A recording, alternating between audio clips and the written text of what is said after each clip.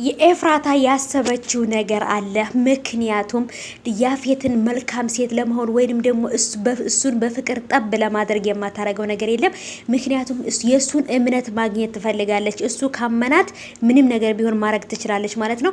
እዚህ ጋር ጽዮንና የያፌት ያክስቱን ልጅ እየተሳሳሙ አስመስሎ ፎቶ አስነስቶ ለሁሉም ለቢንያምም ለሷም ልኮላቸው ነበር። ቢንያም ይሄን ነገር ሲያይ በጣም ነበር ተስፋ የቆረጠው። ምክንያቱም እኔም በሱ ቦታ በሆን የማደርገው ነገር ነው። በጣም ነው ያለቀሰው፣ በጣም ነው የተከፋው። ይሄ ልጅ ግን በጣም ሰይጣን ነው እውነት ለመናገር። ሰላም ሰላም፣ ውድ የተከበራችሁ የቻናሌ ተከታታዮች እንዴት ናችሁ? ከኔ ጋር ሁሉ ሰላም ነው።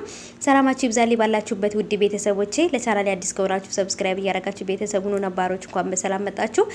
እንግዲህ የሐረግ ድራማ የእውነት በጣም አስደንጋጭ ነገሮች ተፈጥሮባታል። ጽዮን ያልጠበቀችው ነገር ተፈጥሮባታል ማለት ነው።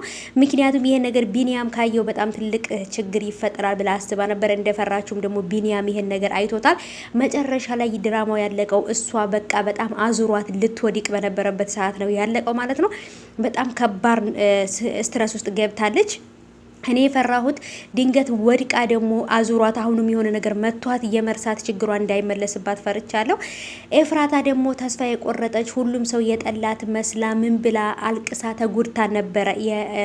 ናታንን በተናገራት ነገር በጣም ነበር የተጎዳችው። ግን ደግሞ የያፌትን እምነት አግኝታለች። ያፌት አሁን ላይ ካንቺ ጋር ሲሆን ደስተኛ ነኝ ምናምን እያለ በቃ በጣም ብዙ ነገሮችን እንትን እያለ ነው።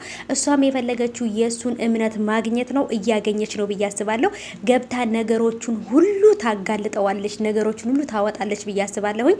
ድርጅት ውስጥ አብራ ገብታ መስራት ትፈልጋለች። የነናታንን ድርጅት እሱ ወስዶባቸው ስለነበር እዛ ድርጅት ውስጥ ገብታ መስራት ትፈልጋለች። ይሄም ነገር ደግሞ ይሳካላታል ብዬ አስባለሁኝ።